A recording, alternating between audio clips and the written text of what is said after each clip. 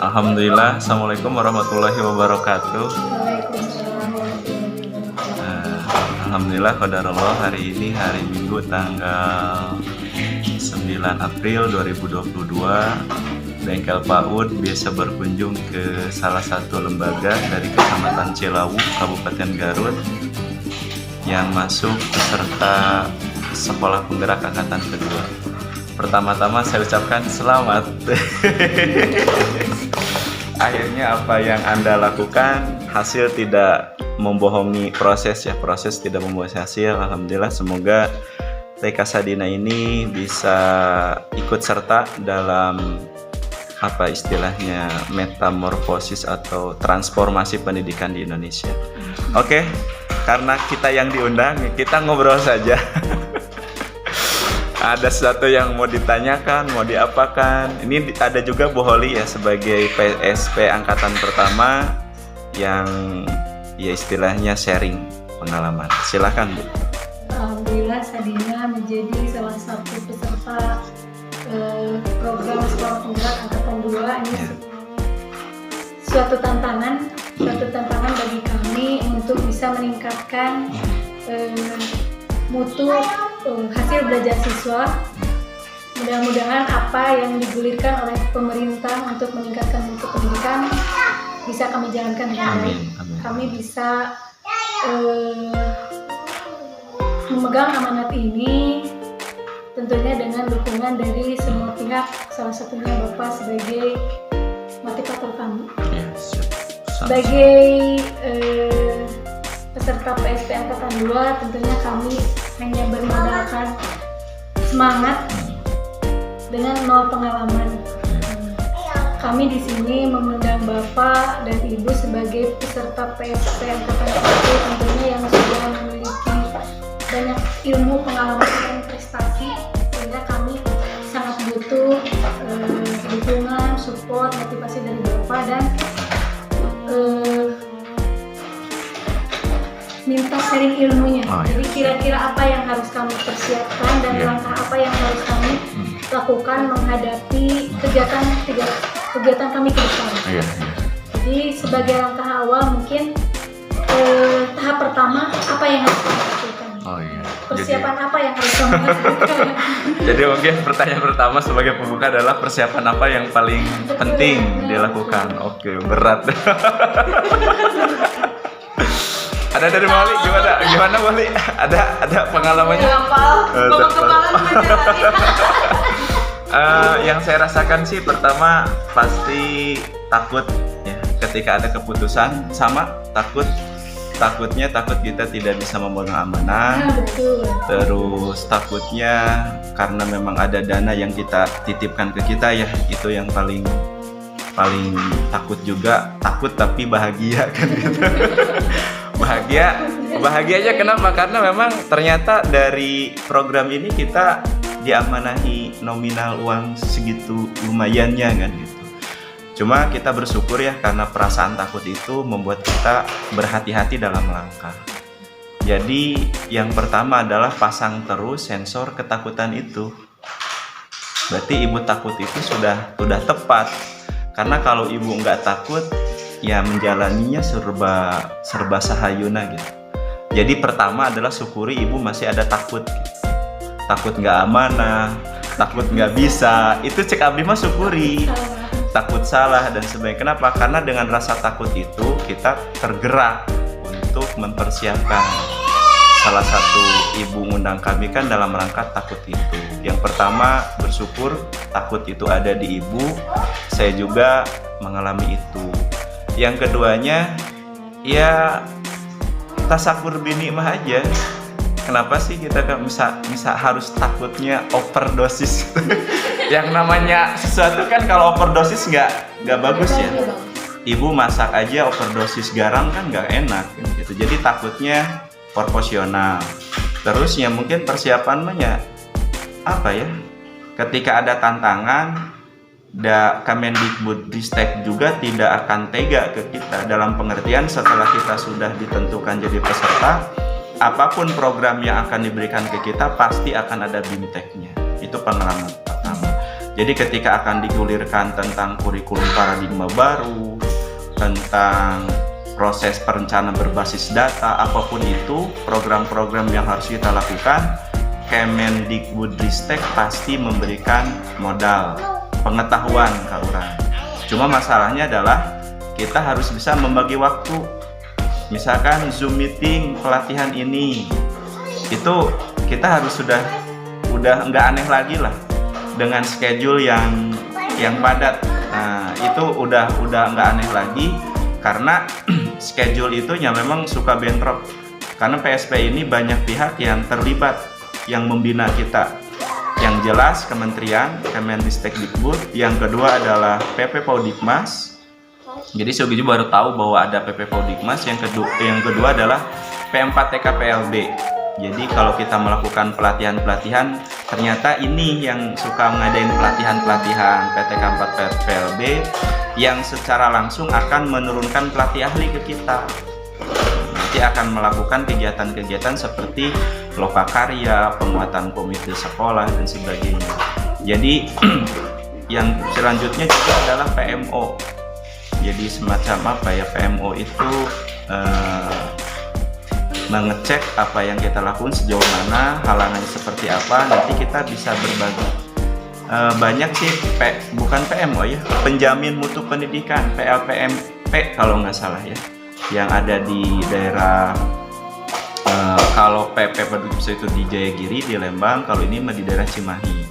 Itu juga sama tingkat provinsi, LPMP ya betul, LPMP juga akan memantau kita, cuma porsinya lebih sedikit karena PLPMP sama PP Paudikmas itu sama. Cuma kalau PP Paudikmas itu khusus untuk PAUD. Tapi LPMP pun ya harus tahu progres terhadap pelaksanaan program sekolah penggerak.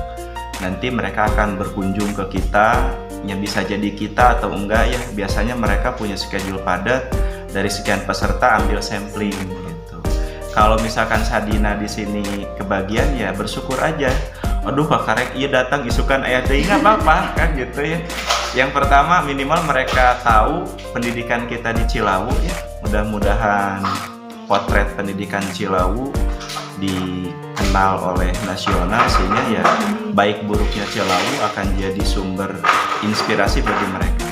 Salutlah buat kementerian, jadi ketika melakukan program selalu menanyakan bagaimana nih program ini, mun bahasa Sunda nama enakeun teu, lamun teu enakeun cik enakna kumaha, itu dimerdekakan kami itu gitunya.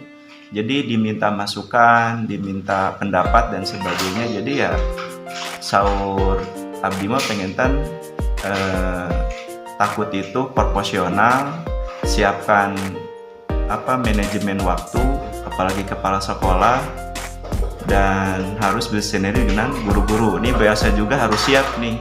Pertama ditinggalkan oleh kepala sekolah dalam pengertian sudah enggak zamannya lagi kepala sekolah bantu mengajar di kelas.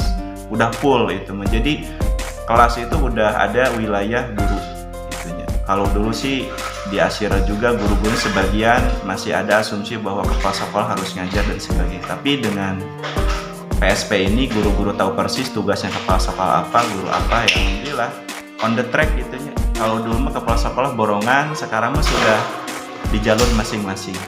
Dan ini harus disiapkan oleh guru. Jadi jangan sampai enaknya kepala sekolah ditontor terus gitu kan, Zoom terus dan sebagainya, ngajarnya enggak kan. Itu pemikiran yang akan membahayakan bagi lembaga gitu ya.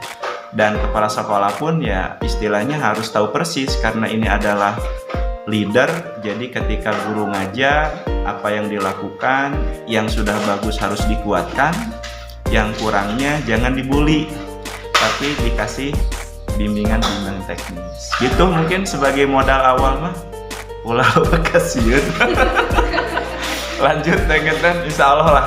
Dan kita juga PSP Angkatan 1 enggak membiarkan, insya Allah kita sama-sama.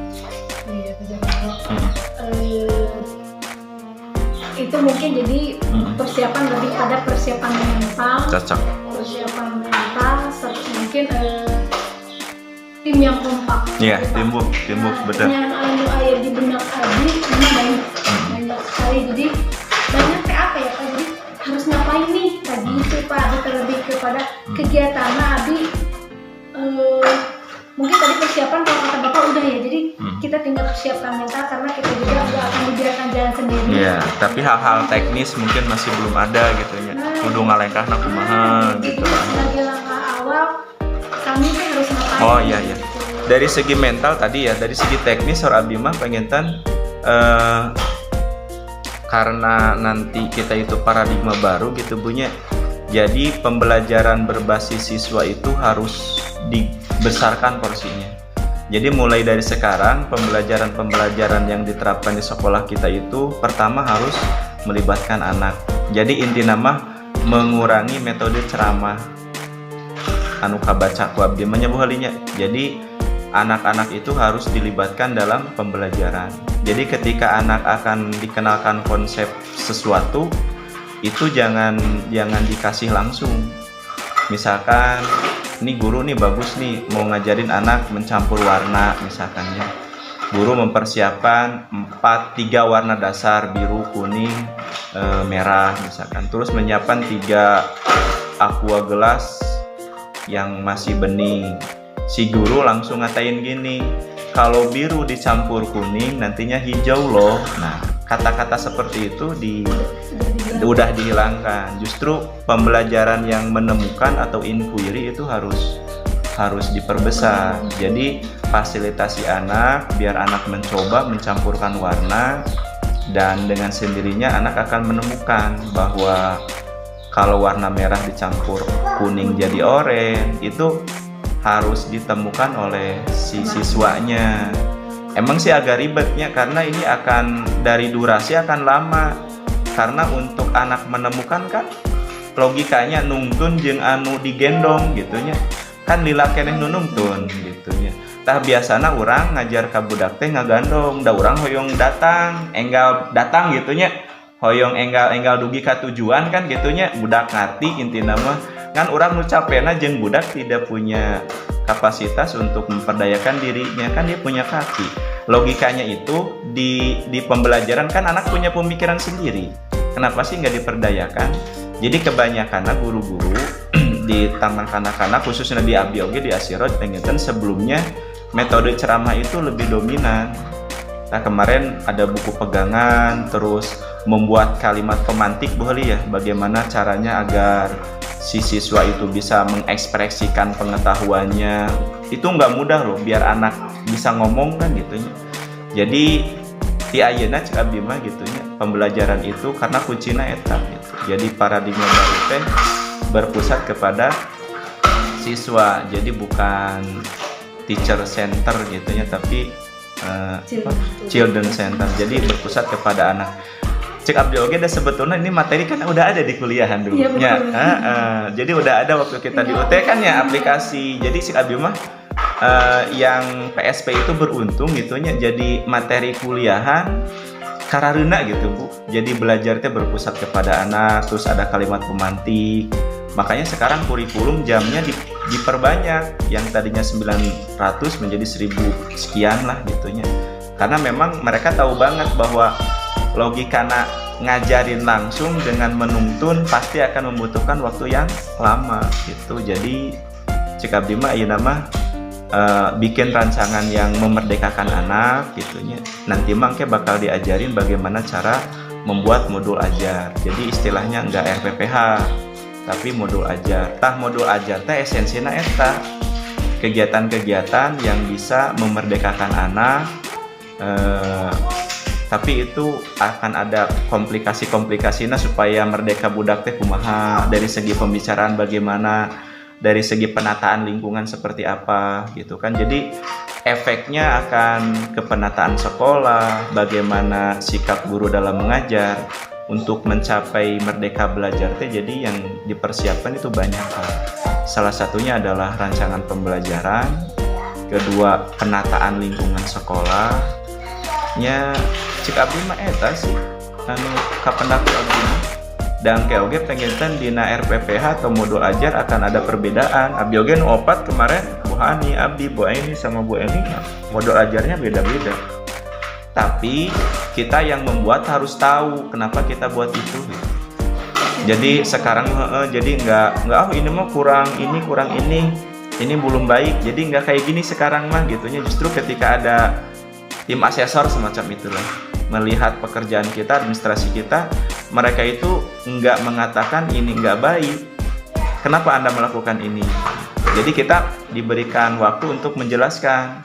Setelah menjelaskan dia ngerti, baru memberikan masukan, baiknya seperti ini gitu. Jadi nggak gampang menjas gitu. Enak mereka seperti gitu sih anu kealaman ku abdi mah jadi pihak dinas, pihak pengawas, terus PP Podikmas, kementerian pun ya memberikan ruang yang seluas-luasnya bagi kita. Saur abdi mah gitu. Nanti juga kita akan ada lokakarya.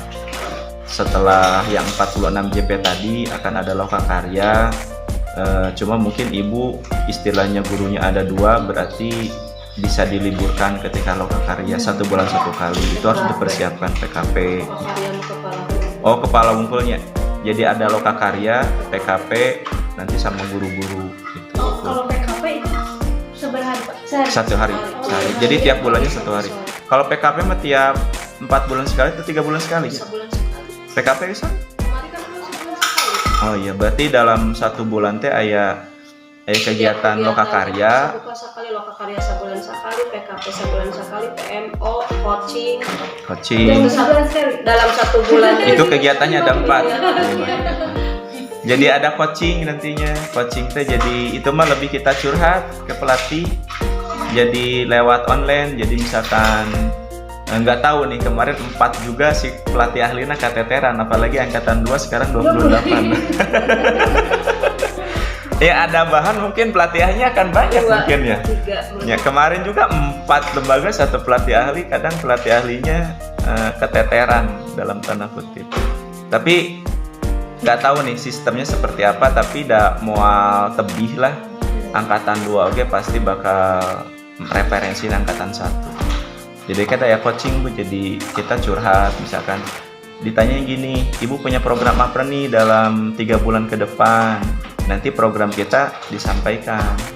Tah bulan engkeana teh ketika coaching si pelatih ahli nanyain ada nggak masalah. Kalau ada masalah dia akan membantu mencari solusinya. Tapi harus diingat ya, pelatih ahli ini adalah jadi intinya jangan mengandalkan semuanya ke pelatih ahli.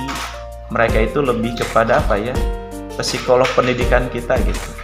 Jadi ketika kita punya masalah, jangan semuanya ditumpahkan ke si pelatih ahli. Ya bukan berarti apa ya, karena yang saya pelajari fungsi mereka ini adalah, coach ini adalah sebagai guide ketika kita patah semangat, dia memberikan semangat. Jadi gitu. Jadi inti nama orangnya ulah dong saya pelatih ahli, kitanya nggak cari referensi, nggak buka-buka, jangan. Ya minimal mah buku anu aya di pasien di PSP baca weh. Data kunci nama cek abdi makan abdi kemarin dibagi 5 ya. Kenapa bingung? Karena buku itu nggak dibaca itu masalahnya eta. Tapi kemarin ketika dibuka, alhamdulillah oh iya kepenak. Bijigen can. Jadi ada 5 bukunya, ada 5 buku. Nah anu abdi dikeureuh ayeuna di luar pelatihan-pelatihan tentang kegiatan project yang berbasis profil Pancasila. Jadi dibuka kieu. Oke, pengen ada buku Nusanesna misalkan. Jadi di FSP itu akan ada perubahan istilah. Kalau dulu KD, KI sekarang diganti dengan CP. CP-nya ada 3. Pertama CP tentang nilai agama dan budi pekerti, kedua tentang jati diri, ketiga literasi dan STEAM. Jadi itu